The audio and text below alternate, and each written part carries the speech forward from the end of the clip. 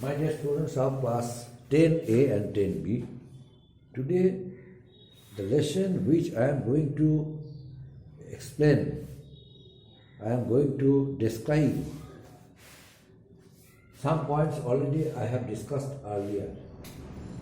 Chapter number 6, topic Mahatma Gandhi and the National Movement.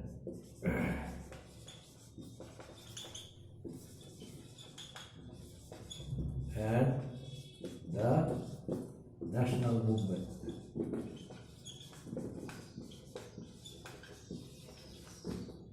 National movement. In this chapter, my dear students, some points you have to keep in your mind properly so that you can explain the basic concept of this lesson properly. In my previous class, I discussed about the factors which led to the growth of a new wave of movement. As a result, Gandhiji started the non-cooperation movement. I discussed about the factors. What were the factors? Khilafat movement, Jallianwala Bagh, Khilafat movement, Rowlatt Act, Jallianwala Bagh movement. Now today, I am going to discuss about the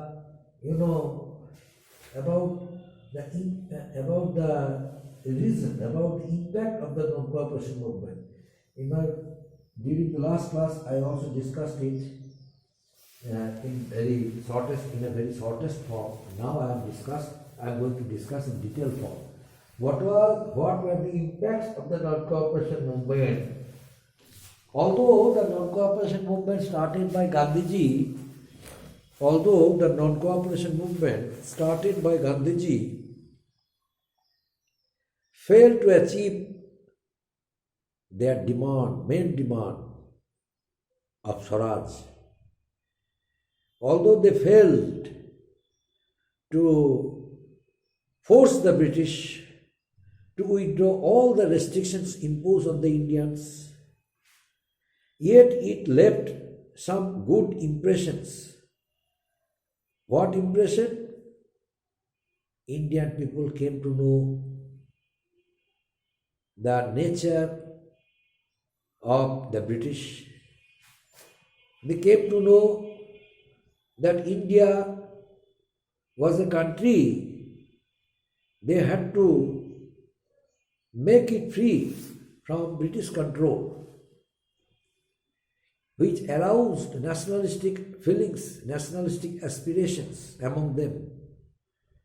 The educated Indians, on being inspired by the ideals of Gandhiji's non-cooperation movement, on being inspired by the programs of Gandhiji, Swadeshi and boycott, they all felt that it was a great opportunity for them to do something for the sake of country's freedom. That's why, my dear students, the people of India, they started to be the members of the Indian National Congress, and the system by which membership were given to the people of India had become very easier to them. So many members of Indian National Congress dedicated their lives for the cause of country's freedom. As a result of it, the movement had become a mass movement. Gandhiji was able to get the mass of India involved in his movement. Although Gandhiji failed, though he failed to achieve the main demand Swaraj, yet he was able to make it a mass movement. He was able in making it a mass movement. As a result of it, Gandhiji's movement had become a mass movement, a movement of the people. Another point, that is, people of India realized that the unity between the two communities of India, Hindus and Muslims, was important to them. That very unity which was the weapon they utilized against the British during the First War of Independence. The two communities, the Hindus and Muslims, unitedly fought against the British soldiers during the First War of Independence, during the revolt of 1857. The Britishers, they felt very much scared and gave certain economic concessions to the people of India. But after a few years later, after a few decades, the British changed their policy and once again started adopting the policy of oppression in order to utilize all resources of India, its population, utilize Indian wealth for making their country rich and prosperous. But Gandhiji was a leader, did not want to accept any kind of, provocation. The British started provocating Gandhiji, but Gandhiji left no opportunity to get him provocated. That's why the British left all hopes. At the same time, Gandhiji started another movement in the year 1930. What was the name of the movement? The name of the movement was Civil Disobedience Movement.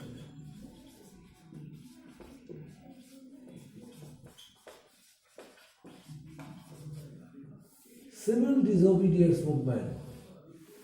Another movement which was organized by Gandhiji, that was Civil Disobedience Movement. It was started by Gandhiji in the year 1930. That movement gave Gandhiji a great opportunity to bring unity between the Hindus and Muslims once again. Gandhiji felt that the people basically who are poor, they must be protected with some programs, some policies. And the movement, what he was going to organize. As a result, Gandhiji started the Civil Disobedience Movement in the year 1930. Gandhiji gave an ultimatum to the British. Either they would withdraw certain, policies, certain acts which they forcefully passed against the will of the Indians, or he will start a new movement. But the British did not take any initiative and rejected all the demands like acceptance of their main demand, Swaraj, ruling of this country by the Indians within the British presence, means the concept of Swaraj. Number two, to beg an apology for the Khilafat issue. But the British did not beg any apology for the Khilafat issue. And another one, that was the British rejected the demand of withdrawing some acts which they already had passed. So these all were the main three demands which Gandhiji produced before the British. The British did not accept it. On the contrary, the ultimatum which was given by Gandhiji for the British, they also rejected it. And it is due to that reason Gandhiji started another movement, the Civil Disobedience Movement, in the year 1930. The civil disobedience movement was a movement always encouraged the people to make the country free, always enable the people to be united against the oppressive rule of the British. And it is due to that reason Gandhiji was trying to take any opportunity. As soon as the British left an opportunity for Gandhiji to avail, Gandhiji availed himself of this. What is this? The British suddenly increased the tax on salt. Salt was an item used by lower and upper class people all, but suddenly the British imposed certain restriction on it. Under the system of salt law, no Indian was supposed to produce it from the seawater, but only the British. Under the system of the Law Act, the British could increase taxes on it from time to time.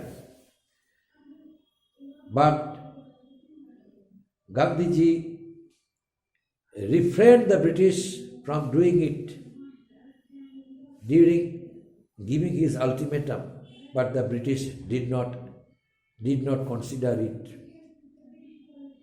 The tax on salt was increased by the British. In order to protest against it, Gandhiji started the civil disobedience movement by breaking the salt law in the year 1930. He took an expedition from Dandi he took an expedition from Sabarmati Ashram to Dandi, a place near Gujarat seashore. Gandhiji, along with his many followers, reached there and, took a handful of salt and took an oath that he would break the salt law. How did he break the salt law? Collected water from sea and started making salt along with his followers. By doing it, Gandhiji broke the salt law of the British and had been eagerly waiting to be arrested. All the followers of Gandhiji and he himself were waiting for the British police, but there was none to arrest Gandhiji and his followers. Why? Because of Gandhiji's popularity. That Gandhiji already had become a popular leader, was able to get the mass movement, and started a new wave of movement, the civil disobedience. That Gandhiji's intention was to make public opinion, was to unite the common people, the poor people. That's why the British did not want to arrest Gandhiji and did not want to give him an opportunity to be more and more popular leader throughout country India. Ultimately, by breaking the salt law, Gandhiji left that very place, the Dandi. This is known as Dandi March, which was started by Gandhiji from his Sabarmati Ashram for Dandi. And by doing it, Gandhiji extended his civil disobedience movement throughout different parts of India. Now, what is the basic difference between these two movements? What was the basic difference between the two movements? Gandhiji's movement, non-cooperation movement and civil disobedience movement, Gandhiji's civil disobedience movement was a movement. It was a movement of the people, common people, mass, where Gandhiji decided to paralyze the government. During the non-cooperation movement, Gandhiji asked the people of India, Gandhiji asked the educated people of India, Gandhiji instructed the common people of India, advised them to non-cooperate with the British, to non-cooperate with the British, to leave the jobs of the British, to boycott British educational institutions, to boycott British jobs. But during civil disobedience movement, what did he do? During civil disobedience movement, Gandhiji decided to be more and more aggressive against the British rule. And hence, this movement paralyzed the entire administrative system of the British during the civil disobedience movement in the year 1930. Already, Gandhiji's movement had become a mass movement, but by organizing another movement, by starting another movement, the civil disobedience movement, Gandhiji started to break the laws of the country framed by the British, the laws which they were passing from time to time. This time, Gandhiji decided to break the law. For example, salt law. By breaking the salt law, Gandhiji started the civil disobedience movement. And by this way, a number of laws which were being, passed by the British, restrictions were being imposed on the people. By breaking the laws of the British, Gandhiji decided to be imprisoned.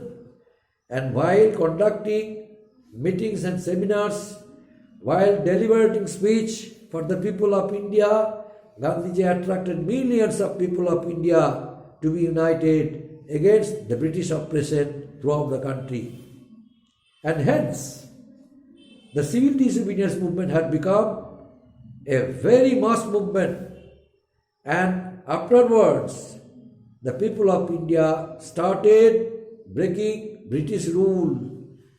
So many people of India were arrested, including Gandhiji himself. But the wave of movement, the anger of the Indians, the Britishers were unable to stop. And ultimately, Gandhiji was asked to meet the British. The British requested Gandhiji to join, to talk to them, and as a result of it, a pact was signed between Gandhiji and the British. What was the name of the pact, and what were the demands of Gandhiji before the British he presented, and whether the demands of Gandhiji were accepted by the British? Next day I shall discuss it. Thank you, my dear students.